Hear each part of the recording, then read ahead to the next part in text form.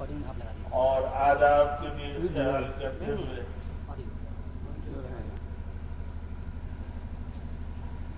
چھوٹے بچے پیچھے ہو جاؤ یا ایک سائڈ ہو جاؤ.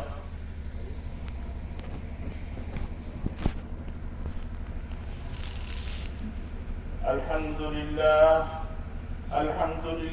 نحمده ونستعينه ونستغفره ونؤمن به ونتوكل عليه ونعوذ بالله من شرور أنفسنا ومن سيئات أعمالنا من يهده الله فلا مضل له ومن يضلله فلا هادي له ونشهد أن لا إله إلا الله وحده لا شريك له ونشهد أن سيدنا وحبيبنا وسندنا ومولانا محمدا عبده ورسوله صلى الله تعالى عليه وعلى آله وصحبه وبارك وسلم تسليما كثيرا. أما بعد فأعوذ بالله من الشيطان الرجيم. بسم الله الرحمن الرحيم. ادع إلى سبيل ربك بالحكمة والموعظة الحسنة. صدق الله العظيم. يا أيها الذين آمنوا قوا أنفسكم وأهليكم نارا.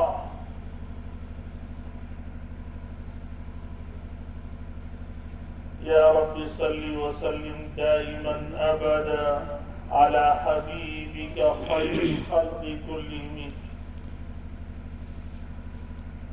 محترم بزرگوں اور دوستوں اور عزیز دینی بھائیوں،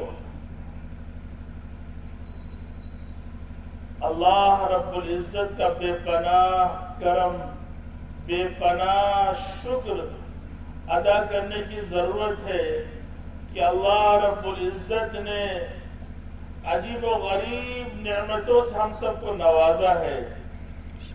ہم ان نعمتوں کا شکر ادا کرنا چاہیں تو نہیں شکر ادا کر سکتے. اللہ رب العزت نے خود قرآن کے اندر کہا وَإِن تَعُدُّوا نِعْمَةَ اللَّهِ لَا تُحْصُوهَا. تم ہماری نعمتوں کو شمار کرنا چاہو نہیں شمار کر سکتے.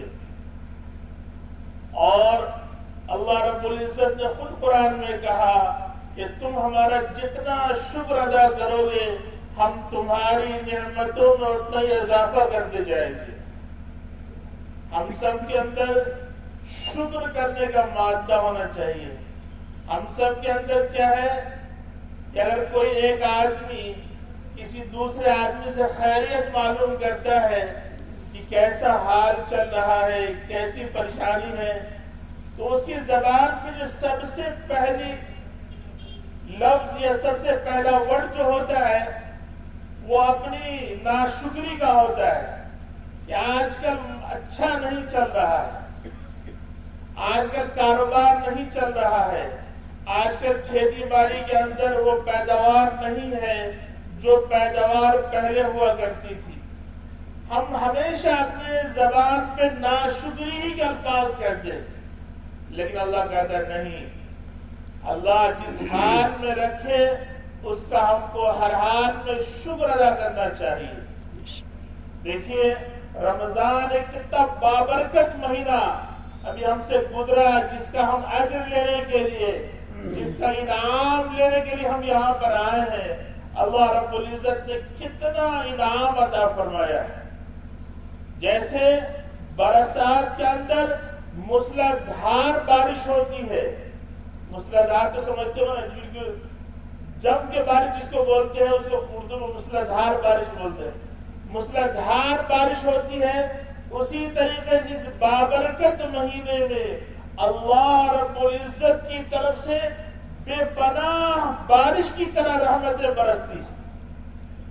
لیکن ہم اپنے ان بھائیوں سے درخواست کر رہے ہیں کہ اگر اس سال کسی صاحب نے ہم میں سے روزہ نہیں رکھا، تلاوت نہیں کر سکے، تراویح نہیں پڑھ سکے، تو اللہ کا واسطہ دیتے ہیں کہ اللہ رب العزت اگر ان کی عمر کے اندر برکت دے اور وہ آئندہ رمضان کو پائیں تو کم سے کم ضرور روزہ رکھنے کی کوشش کریں، قرآن کی تلاوت کی کوشش کریں، تراویح کی کوشش کریں۔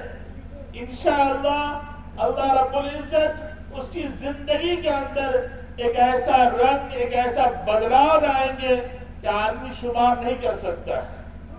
آج ہر آدمی کے زبان پہ شکوہ ہے کہ ہم اسلام پر ہیں، حق پر ہیں، ہم کیوں ذلیل ہو رہے ہیں؟ کبھی ہم نے اس کے اوپر غور نہیں کیا۔ اس پر غور کرنے کی ضرورت ہے کہ آج اسلام سب سے سچا، سب سے پکا مذہب، جس کا قرآن ایک، جس کا رسول ایک، جس کا خانہ کعبہ ایک، جس کی ہر چیز ایک ہو، وہ آج کیوں ذلیل ہو رہا ہے؟ غور کرنے کا ہے۔ اکابرین نے بڑی باتیں کی ہیں، بہت اچھی اچھی باتیں بتائی ہیں۔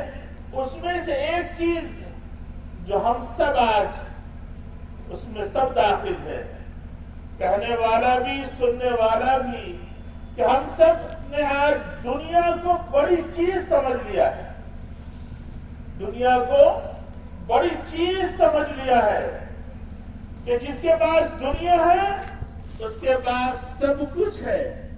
ایسا نہیں ہے، ایسا نہیں ہے۔ اگر دنیا ہی سب کچھ ہوتی تو ہمارے نبی پاک صلی اللہ علیہ وسلم کی پوری زندگی کا مطالعہ کر کے دیکھ لیجئے، کبھی نبی پاک صلی اللہ علیہ وسلم کے گھر میں 2 وقت چولہا نہیں جلا۔ ایسا کبھی ان کی زندگی، ان کی لائف میں نہیں ہوا ہے کہ صبح کو بھی ایک اگر چولہا جلا ہو اور شام کو بھی چولہا جلا ہو۔ کبھی نبی پاک صلی اللہ علیہ وسلم نے پیٹ بھر کر کے 2 وقت کھانا نہیں کھایا پوری زندگی کے اندر۔ نبی پاک صلی اللہ علیہ وسلم کا ہم جتنا بھی شکر ادا کریں کم ہے۔ نبی پاک صلی اللہ علیہ وسلم نے اپنے لیے کچھ نہیں کیا، ورنہ اللہ رب العزت کی طرف سے جبرائیل علیہ نبی علیہ السلام کے ذریعے سے خبر دی جاتی تھی کہ آپ جو مانگے، آپ جو چاہیں وہ آپ کو دے دیا جائے گا۔ لیکن نبی صلی اللہ علیہ وسلم نے کبھی اپنی فرمائش نہیں کی۔ ہمیشہ نبی صلی اللہ علیہ وسلم نے امتی امتی کے درد میں یہاں بھی سے چلے گئے، اور کل قیامت کے دن پوری دنیا کے نبی 1.25 لاکھ نبی آئے، سب نبی نفسی نفسی کہیں گے۔ یہاں تک ہے مریم علیہ نبی علیہ السلام بھی کہیں گی نفسی نفسی۔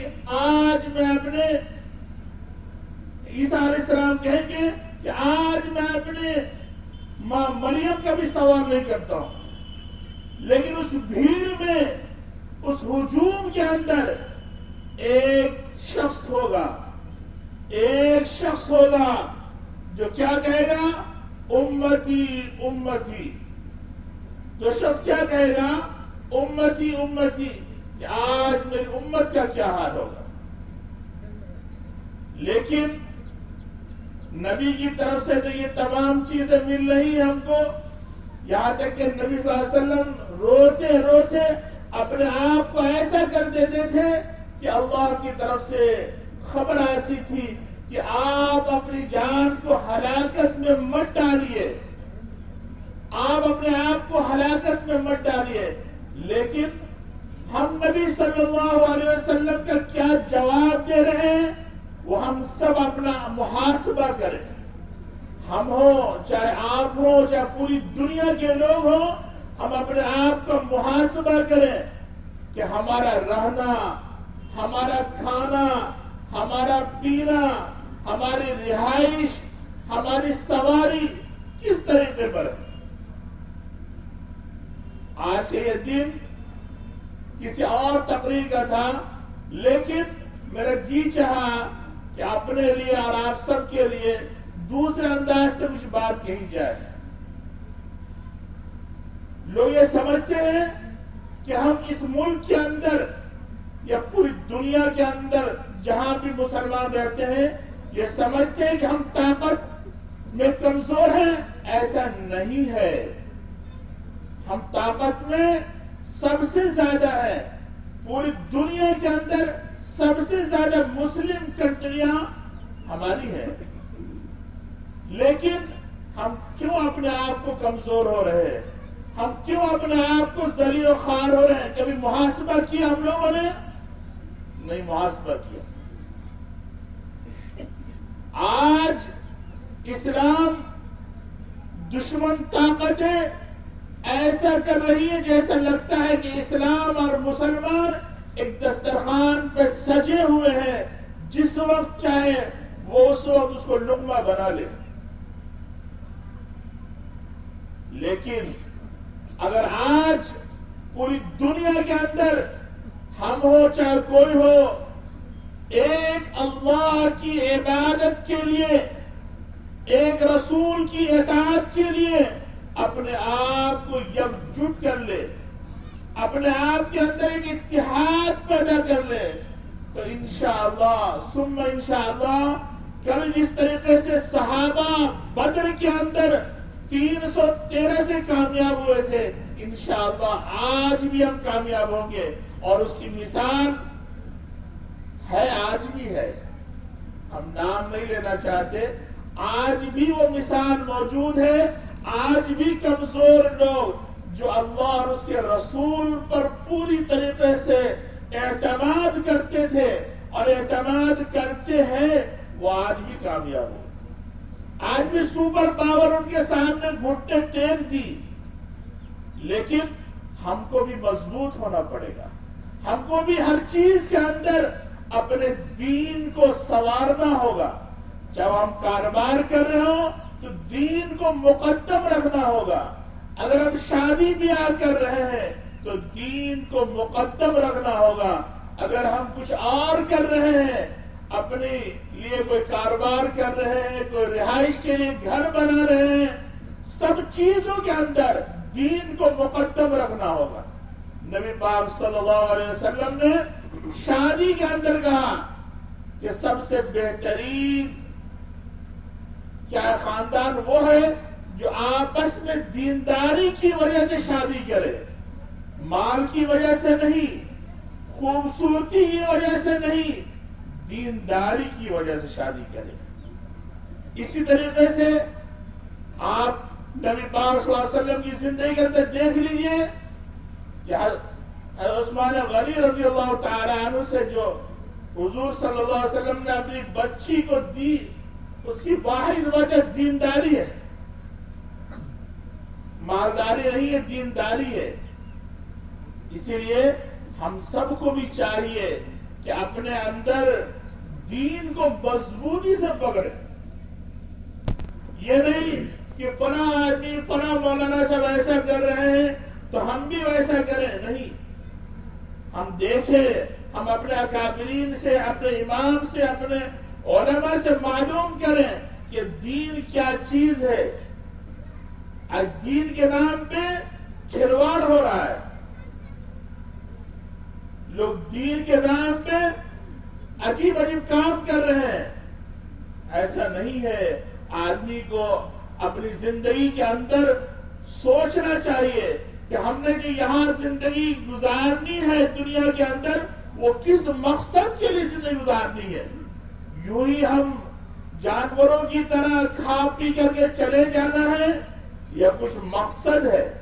قرآن نے خود کہا وَمَا خَلَقْتُ الْجِنَّ وَالْإِنسَ إِلَّا لِيَعْبُدُونَ، کہ ہم نے جناتوں کو اور انسانوں کو جو پیدا کیا ہے، اس پیدا کرنے کا مقصد صرف اللہ کی عبادت ہے اور دوسری کوئی چیز نہیں۔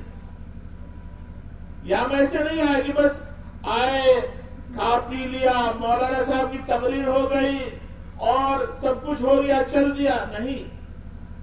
ہم کو عید کیسے گزارنی ہے اس کو بھی غور کرنا ہوگا۔ ہم عید کے اندر اپنے عیدگاہ سے جب جاتے ہیں تو گانا بجانے کی آواز آتی ہے، یہ بہت خراب بات ہے۔ ہمارے گھروں سے قرآن کی آواز آنی چاہیے، ہمارے گھروں سے نعت کی آواز آنی چاہیے، ہمارے گھروں سے سنت رسول صلی اللہ علیہ وسلم کی بتائی ہوئی باتوں کی آواز آنی چاہیے، لیکن ایسا نہیں ہے۔ خود ہماری لائف جو ہے اس کے اندر چینجنگ ہونی چاہیے۔ آج ایک سب سے خراب بات جو چل رہی ہے، داڑھی تو ہے ہی ہے، لیکن بال جو سروں کا ہے یہ بہت ہی خراب بات ہے، بہت ہی۔ جس طریقے سے شراب کا پینا حرام ہے، اسی طریقے سے اس طریقے کا بال رکھنا جو کہیں پہ چھوٹا کہیں پر بڑا ہو یہ بھی حرام ہے۔ یہ یہودیوں کی سازش ہے۔ ہم اپنے بال بچوں کو کہیں، ابھی میں رانچی سے چل رہا تھا جمعے کے دن، ایک صاحب اچھے خاصے دیندار، ان کا بچہ اسی جگہ تھا، تو نیچے سے بال چھوٹے چھوٹے تھے، اوپر سے بال بڑے تھے۔ میں کہا تمہاری ٹوپی اتارو دیکھیں بال کیسا ہے، تو دیکھا نیچے بال چھوٹا اور اوپر بال بڑا بڑا۔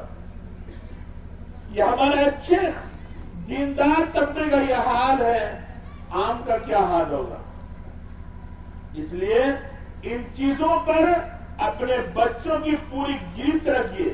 آج لوگ یہ کہتے تھے میں نائی کے پاس گیا تھا، سیلون میں گیا تھا، اس نے ایسے ہی بنا دیا۔ نہیں، ایسی بات نہیں ہے، آپ جیسا کہیں گے ویسا بال بنائے گا۔ اس لیے ان چیزوں پر ہم اپنے بچوں کی پوری گرفت رکھیں۔ اور جو آج کل موبائل چل رہا ہے، موبائل کی جو دنیا ہے، چھوٹا چھوٹا بچہ ایسا گیم اور کیا کیا چیز ہوتی ہے، پب جی۔ ابھی ہمارے رانچی کے اندر ایک شخص 17 منزلہ عمارت سے گر کر کے مر گیا۔ میں نے اسے تحقیق کی، میں نے اس میڈیا والے سے پوچھا کیا بات ہوئی کہ اوپر سے گر گیا؟ وہ بولا وہ پب جی چلا رہا تھا۔ پب جی کیا کھیل ہوتا ہے مجھ کو معلوم نہیں، بولا وہ پب جی چلا رہا تھا جس کی وجہ سے اس کے ساتھ یہ حادثہ ہوا۔ یہاں ایک چیز نہیں ہے، یہ ہزاروں موتیں ہو رہی ہیں اس کے اوپر۔ اس لیے ہم انہی چند باتوں پہ آپ کو یہ کہیں گے کہ اللہ رب العزت نے بڑی اچھی چیز ہم کو دی ہے۔ وہ کیا ہے؟ قرآن ہے۔ کیا چیز دی ہے؟ بولیے آپ لوگ بھی، کوئی مذاکرہ کرے نہیں۔ اللہ نے ہمیں قرآن دیا ہے، اور معلوم اس قرآن کے بارے میں ایک حدیث باندھ کر کے ہم اپنی بات کو ختم کرتے ہیں کہ جب یہ قرآن حضور پاک صلی اللہ علیہ وسلم پر نازل ہونے سے بہت سال پہلے اللہ رب العزت نے اس کلام کو فرشتوں کے سامنے پیش کیا۔ کس کے سامنے پیش کیا؟ فرشتوں کے سامنے۔ فرشتوں نے 3 جواب دیا۔ کتنے جواب دیے؟ 3 جواب دیا۔ وہ سنہرے حرف سے لکھنے کے قابل ہے جو قرآن کے بارے میں فرشتوں نے جواب دیا۔ سب سے پہلا جواب جو فرشتوں نے دیا ہے وہ کہا ہے کہ اے اللہ، یہ قرآن جس زبان سے پڑھا جائے گا وہ زبان بابرکت ہے۔ کیا کہا؟ اے اللہ، جس زبان سے یہ قرآن پڑھا جائے گا وہ زبان بابرکت ہے۔ دوسرا جواب فرشتوں نے اللہ کو جو دیا ہے وہ یہ کہا ہے کہ جس مخلوق پر یہ قرآن نازل ہوگا وہ مخلوق بابرکت ہے۔ جس قوم یا جس مخلوق پر یہ قرآن نازل ہوگا وہ مخلوق بابرکت ہے۔ اور تیسرا جواب دیا کہ جس دل میں یہ قرآن بسے گا وہ دل بابرکت ہے۔ الحمدللہ آپ حضرات کی دعاؤں کی برکت سے آج سے 1 مہینہ قبل مدرسہ حسین جہاں میں پڑھاتا ہوں 827 بچے حافظ ہوئے، اور اس میں سے ایک بچہ ایسا قابل دید ہے، وہ ایسا رشک کے قابل ہے کہ ایک منسٹر کا بیٹا، اور وہ بہت چھوٹا سا 12 سال کا وہ حافظ ہوا۔ اس کے باپ صبح میں بھی آگے چھوڑتے تھے اور شام میں بھی آگے چھوڑتے تھے۔ جب ان کی کیا کہتے ہیں کام کا وقت نہیں ہوتا تو مدرسے ہی میں پڑے رہتے تھے۔ کہ ہم اس کو واپس خود لے کے جائیں گے. اور لاک ڈاؤن میں انہوں نے مجھ سے پوچھا کہ مولانا حسن یہ اس کو ہم کیسے پڑھائیں گے, اب تو لاک ڈاؤن ہو گیا, مدرسہ بند ہو گیا. انہوں نے ایک مستقل عالم کو رکھ کر کے, حافظ تھے, قاری تھے, ان کو اپنے گھر میں رکھ کے اس کو حافظ قرآن بنایا. اس کا بھی نام اسد حسینی ہے. اس لیے ہم بھی اپنے لیے اگر 3 بچے کسی کے پاس ہے, کسی کے پاس 2 بچے ہیں, تو میرے والد رحمت اللہ علیہ کہتے تھے ایک کو اپنے لیے بناؤ, ایک کو اپنے لیے بناؤ. اس کا مطلب کیا ہوتا ہے؟ کم سے کم ایک بچے کو حافظ قرآن, عالم بعمل بنائے, کم سے کم خاندان کے لیے, علاقے کے لیے وہ صدقہ جاریہ ہوگا. اس لیے ہم سب یہ طے کریں کہ انشاءاللہ ثم انشاءاللہ کہ عید کے بعد, عید تو ہو گئی, اب اس کے بعد ہم اپنے کسی بھی بچے کو, اگر کسی کے پاس بچہ نہیں ہے تو محلے کے کوئی بچے کو کسی مدارس کے اندر, امام صاحب کے مکتب کے اندر داخل کر کے اس کو قرآن پڑھائے. یہ قرآن جب تک پڑھتا رہے گا اس کا ثواب اس کے کرنے والے کو, اس کی مدد کرنے والے کو ملتا رہے گا. کہ وہ قرآن جب پڑھا جائے گا قیامت کے دن, فرشتے کہیں گے, اللہ کہے گا حافظ قرآن سے قرآن پڑھتا جا اور جنت کے منازل پہ چڑھتا جا, جہاں تیری آخری والناس ہوگی وہی تیرا ٹھکانہ ہوگا. آج دیکھیے سورج میرے سامنے ہے, اس کی شعاع کی وجہ سے میری آنکھ اس پر ٹک نہیں رہی ہے. حدیث کے اندر آتا ہے کہ جس کا بچہ حافظ قرآن ہوگا اس کے والدین کو ایسا تاج اللہ دے گا کہ سورج سے بھی زیادہ چمکدار ہوگا. آج جیسے کوئی منسٹر ہو جاتا ہے, کوئی ایم پی ہو جاتا ہے, تو لوگ رش کرتے ہیں کہ کاش ہم بھی منسٹر ایم پی ہوتے. تو اسی طریقے سے لوگ قیامت کے دن رش کریں گے کہ کاش ہمارا بچہ حافظ قرآن ہوتا, عالم ہوتا, تو آج ہم لوگ کی سفارش کرتا. اس لیے ہم سب کچھ عہد کر کے اٹھے کہ اپنی زندگی کے اندر بدلاؤ لائیں گے. بہت ہو گیا, بہت ہم لوگ اندھیرے میں کھیل لیے.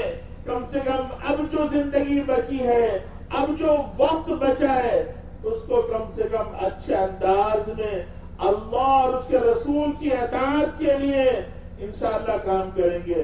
سب